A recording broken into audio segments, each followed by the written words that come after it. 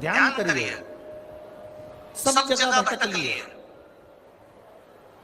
सारी दुनिया में जाकर बोलिए, जगह जगह जाकर प्रार्थना कर ली, निवेदन कर लिया, तो भी तुम्हारा अगर कोई काम ना बने तब एक काम जरूर करना, एक बेलपत्र, एक शमी पत्र,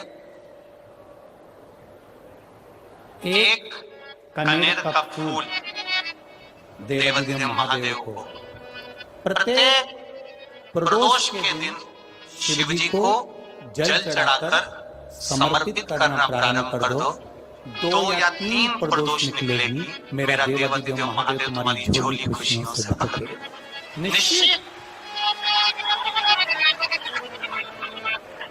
एक बेलपत्र, एक शमी पत्र और एक कनेर का पुष्प भगवान शिव को प्रदोष प्रदोष बाबा देवाधिदेव महादेव को जल चढ़ाकर देना।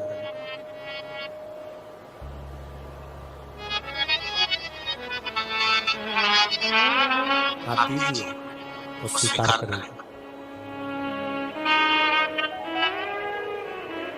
विषम स्थिति, विषम परिस्थिति, आपने सब दूर भटक लिए, सारी ऐसी कोई जगह नहीं जहां तुम नहीं गए।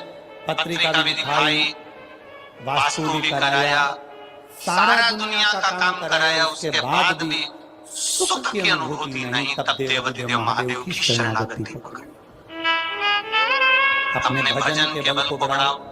राम नाम, कृष्ण नाम, शिव नाम, जो नाम तुम जपते हो उसको बढ़ाने का प्रयास करो।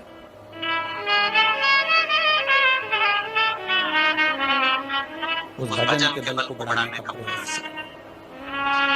चंद्रदेव, अब तुम शिव के पास जाओ।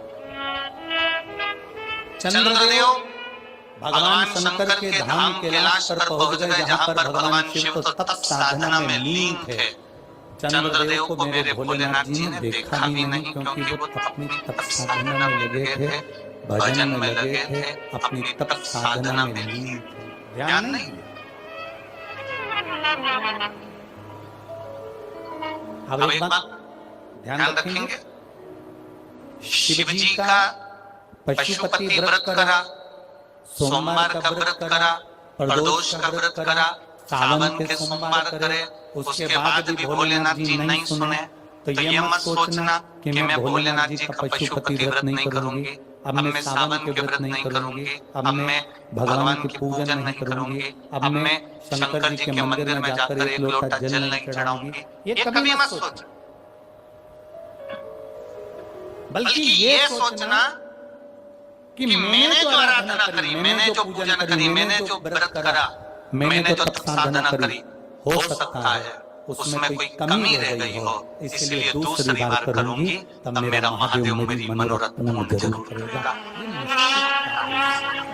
एक प्रबल विश्वास के साथ, एक प्रबल भरोसे के साथ, एक प्रबल दृढ़ता के साथ में तो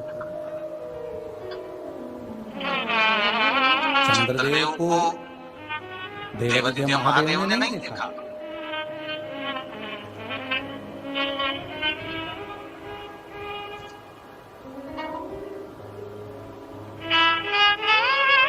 शिव जी ने चंद्रदेव को नहीं देखा, क्योंकि वो तो तप साधना में लगे हुए हैं। कोई तुमसे आकर कह दे कि शंकर भगवान को 50 किलो दूध चढ़ाओगे तो शंकर भगवान प्रसन्न होंगे, तो समझ लेना कि पक्का झूठ बोल रहा है। क्योंकि शिव महापुराण की कथा कहती है, गौ माता का एक छोटी सी चम्मच से भी आधा चम्मच, आधी चम्मच का भी आधा चम्मच, एक बूंद दूध भी गौ माता का, देसी गाय का जल में मिलाकर अगर शिव जी को समर्पित कर दोगे तो मेरा महादेव प्रसन्न हो जाता है। ये जरूरी नहीं कि 50 लीटर चढ़ाओगे, 100 लीटर चढ़ाओगे, कम लीटर चढ़ाओगे, 108 लीटर चढ़ाओगे तो महादेव प्रसन्न होगा। ना ना, शंकर भगवान को रिझाने के लिए तुमको बहुत कीमती शिला की जरूरत नहीं पड़ती, भगवान शंकर को रिझाने के लिए बहुत कीमती पत्थर पाषाण की जरूरत नहीं पड़ती। भगवान शंकर को रिझाने के लिए सोने के आभूषण की जरूरत नहीं पड़ती। भगवान शंकर को रिझाने के लिए तो तुम किसी भी बगीचे की एक मुट्ठी मिट्टी को उठा लो, उसको उसन लो और उसका शिवलिंग बनाकर पूजन करने वाला स्वीकार कर लो।